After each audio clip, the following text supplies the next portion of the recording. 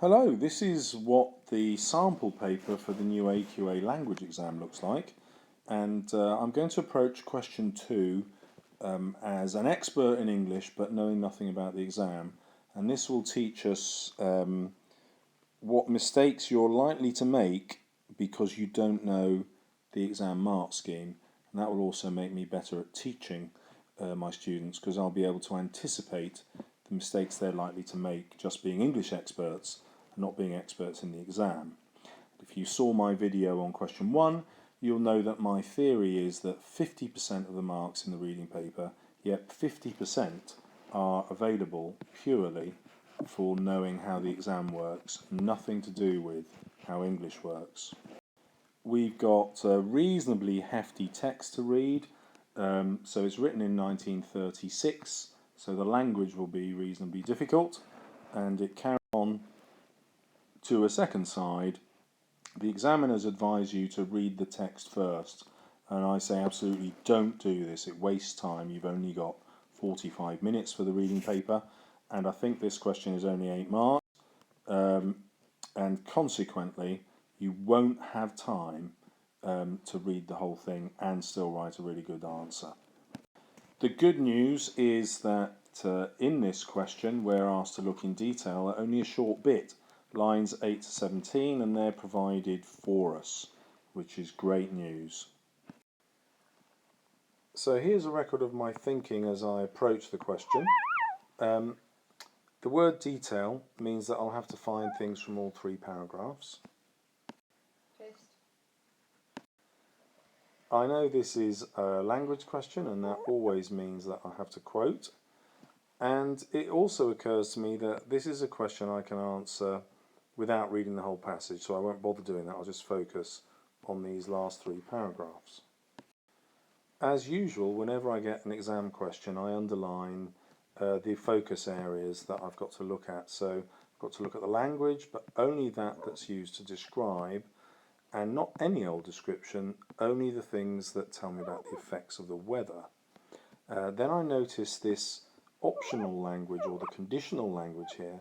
I could include these 3 bullet points. Now that's obviously a steer from the examiner of what they're expecting to see, so if I can, I'll find this stuff and show it to them.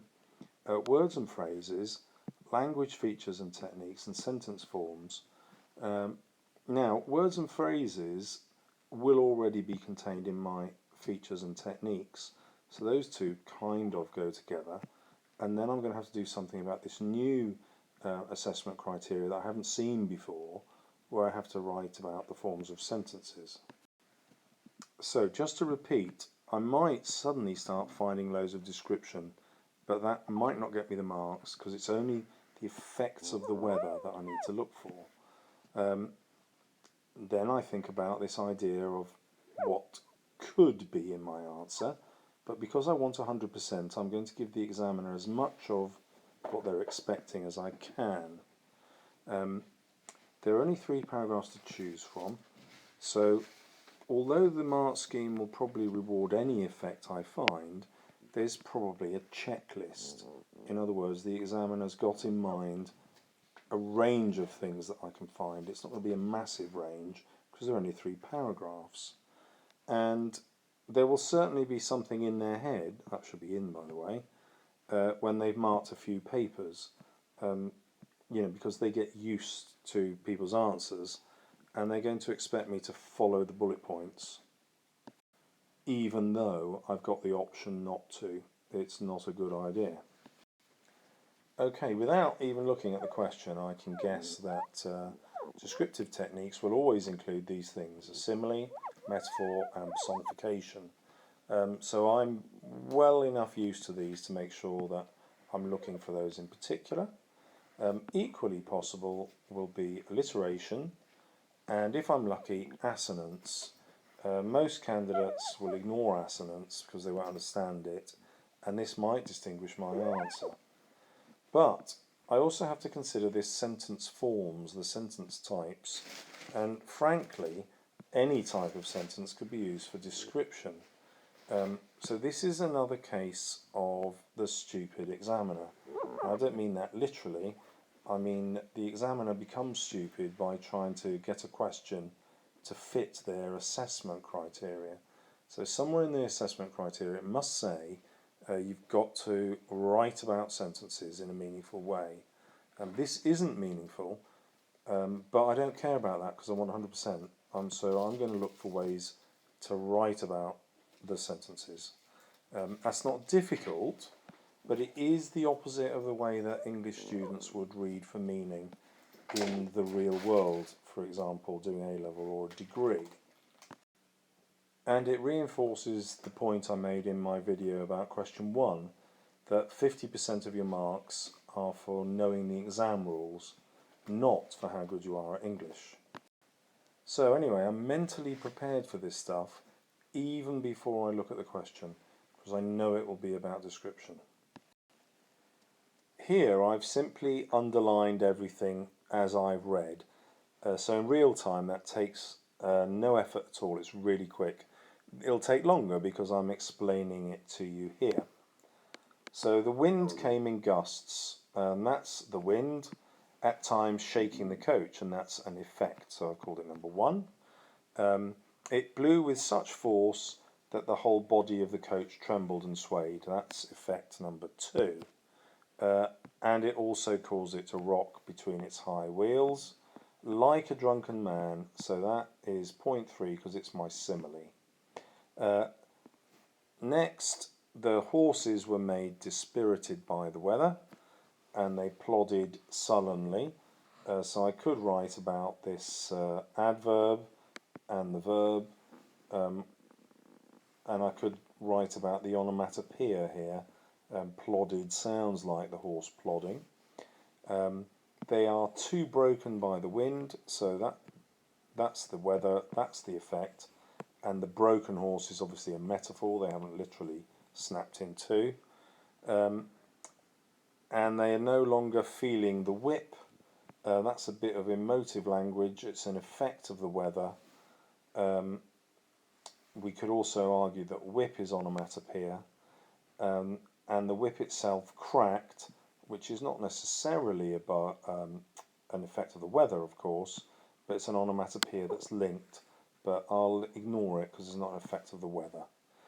When I come down to this paragraph, whatever view there might be of the countryside was hopelessly obscured by the weather, but that's not really simile, metaphor, or personification.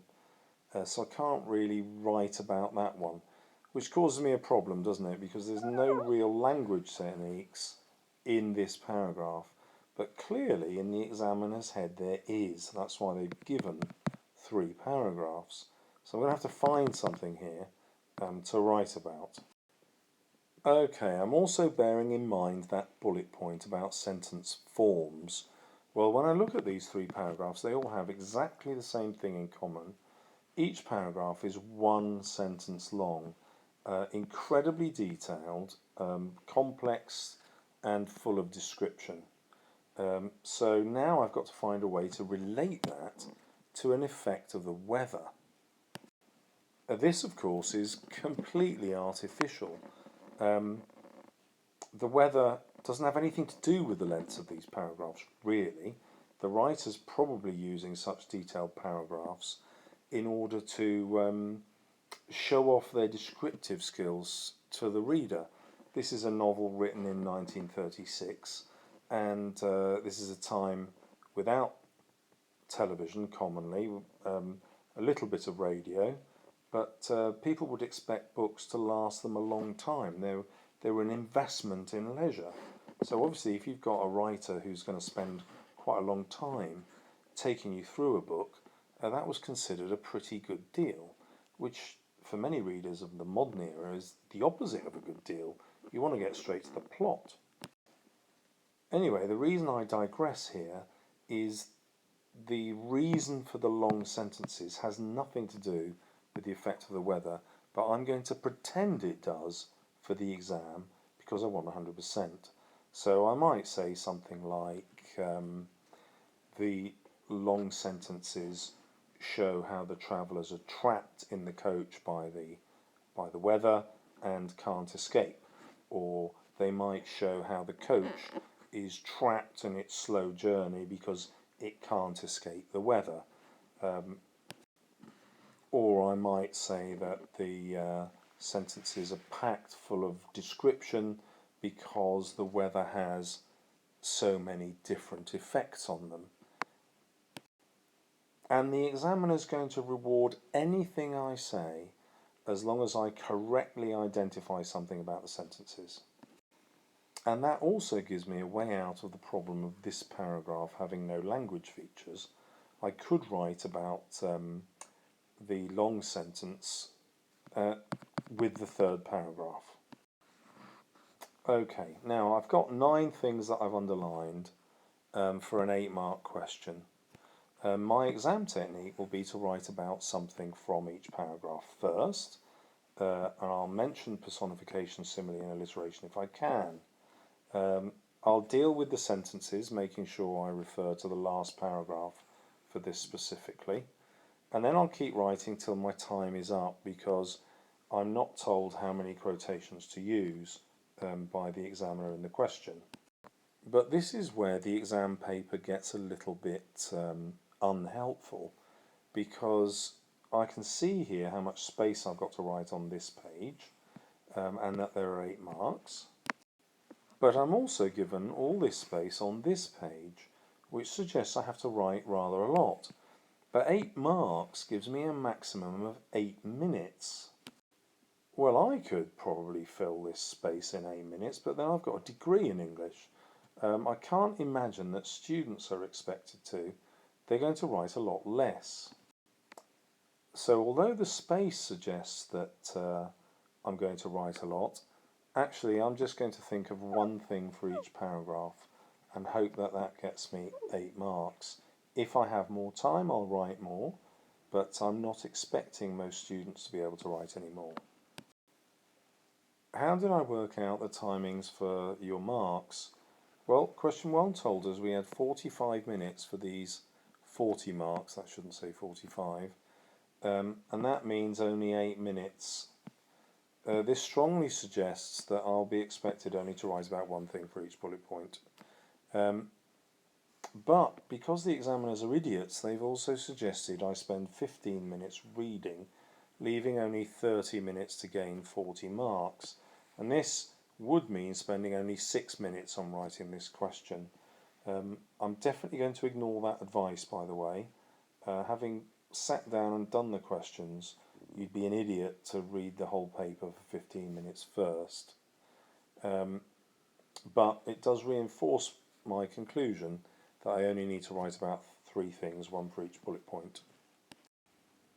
Right, here's my answer. The effects of the weather are described using a weak form of personification. So here I've made sure I've used the language of the question, talking about the effects. I've used the right technical vocabulary, it's personification, where the wind came in gusts. And I've explained how this is personification here, as though choosing to affect everyone on the coach by shaking it. The effect of this is to suggest that the passengers are victims, merely playthings of the weather.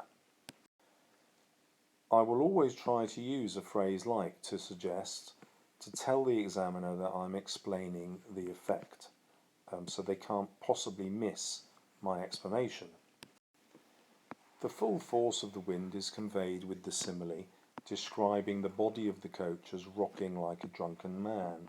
Notice how I try to put my quotations inside my sentences so that they just fit in. And this is called integrating your quotations, and it's a higher order skill that you need to practice. Again, I'm using the technical vocabulary. I'm making sure I'm quoting, and now I'm going to use the language of explanation. I'm going to keep using the word suggests, which might be a little bit boring, but I'm not marked for my writing skills here, and it's just a great shorthand for me to know that I'm writing explanations when I should do. So the effect suggests that the passengers not only sway a lot, but that this motion also makes them feel ill, because they're like a drunken man. Perhaps they also lose self-control, emphasised by the personification, where the coach has become a body. because obviously I'm thinking of a human body here. This implies, which is the same as suggests, telling the examiner I'm giving an explanation, that the passengers might also have become entangled within, like a single body, because of the force of the rocking wind. Now I had to add that because I had to show it was an effect of the weather.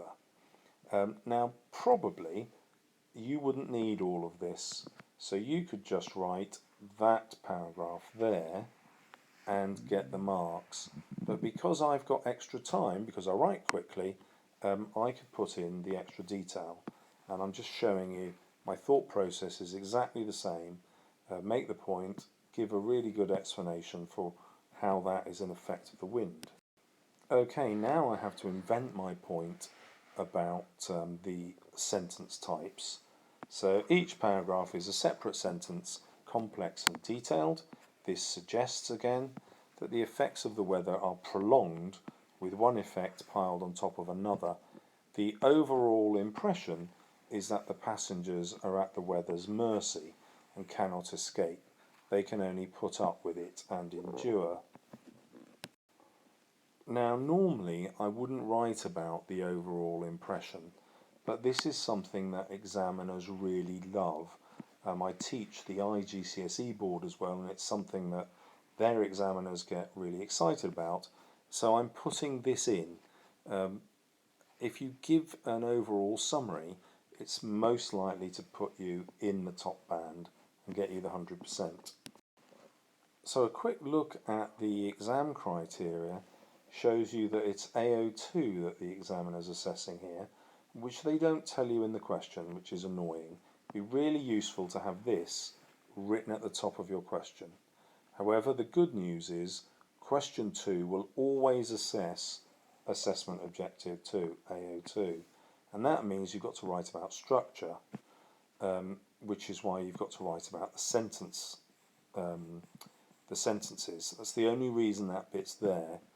And you've got to use the relevant subject terminology, hence simile, personification, alliteration, etc. You should remember that I found many more techniques in those 3 paragraphs than I could possibly write about, and so it was just a question of picking 3. Okay, so how would my writing have scored? Well, yeah, it's detailed, and I've analysed the effects, and I've used a range of quotations. Are they judicious? Are they the right ones? Well, yes. And have I used sophisticated subject terminology? Yes, I have. Was it accurate? Did I make sure I got simile right and metaphor right? Yes, I did. So I ought to get 100%. But then the examiner has another column which will appear over this side, which has the indicative comment in, and that's the sorts of things that they're expecting to see.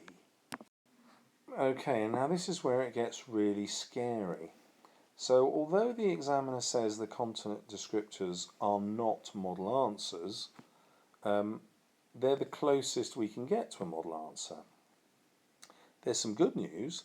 They say these are not exhaustive, so you might find lots of other stuff that the examiner hasn't written about, but they are an indication of the level of comment, explanation and analysis. So here is the top band, band 4, and let's look at what the examiner's done.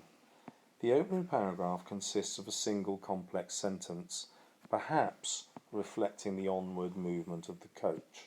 Well, that's gibberish, isn't it? Any sentences would reflect the onward moving of the coach.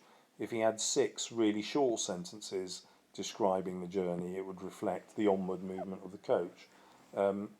So it's gibberish, but the good news is you can write gibberish as long as you attach it to a correct description of the sentence, that it's single and that it's complex. Okay, so far so good. It's not English, but it's getting through the exam. But now comes the alarming bit.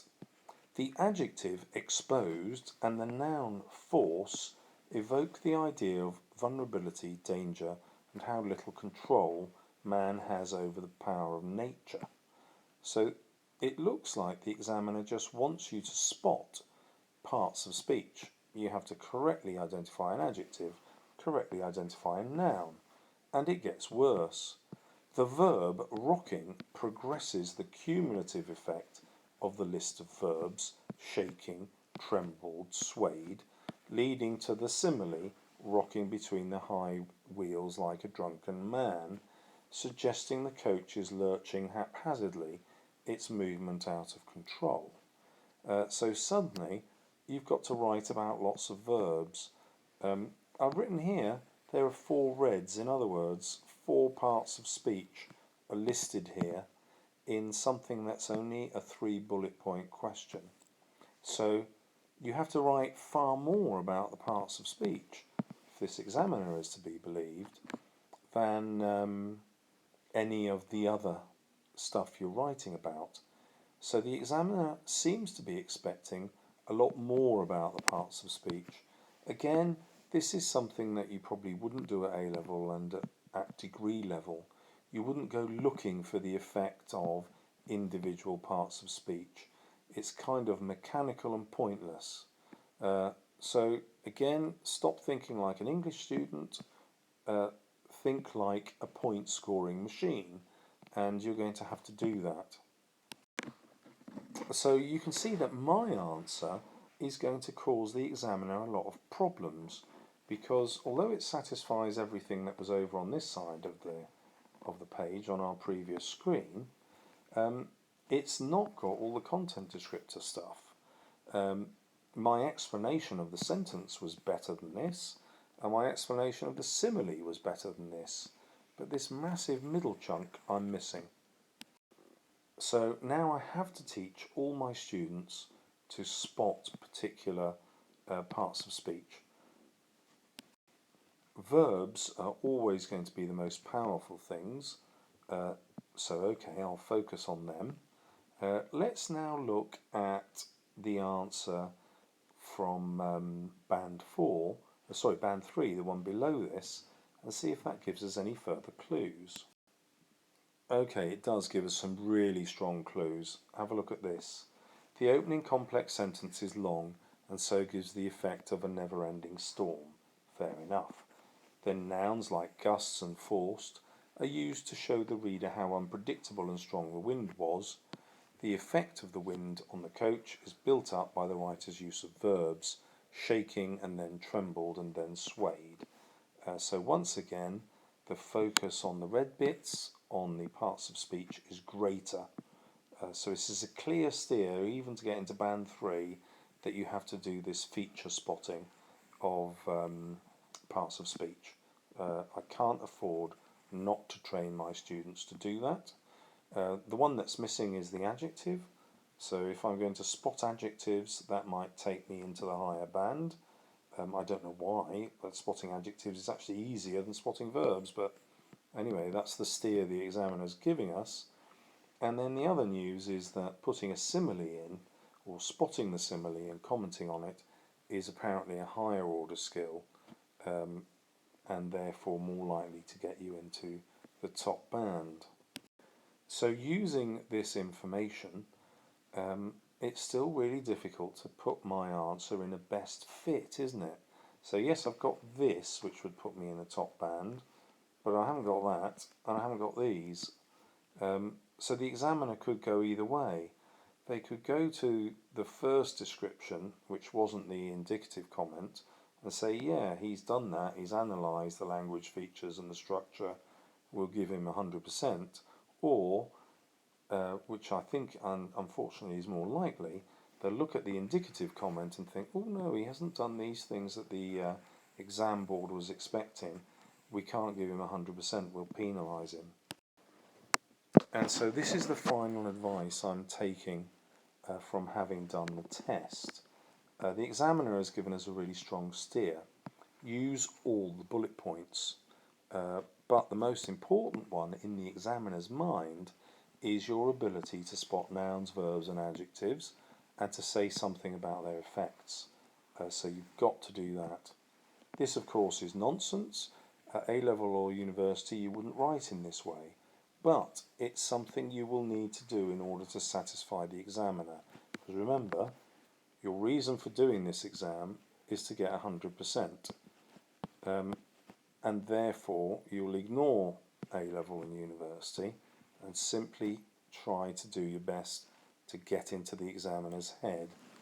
The other problem is that this is a specimen paper, so these things might change, and I'll check those with AQA, and if I get a response I'll add it to the end of this video.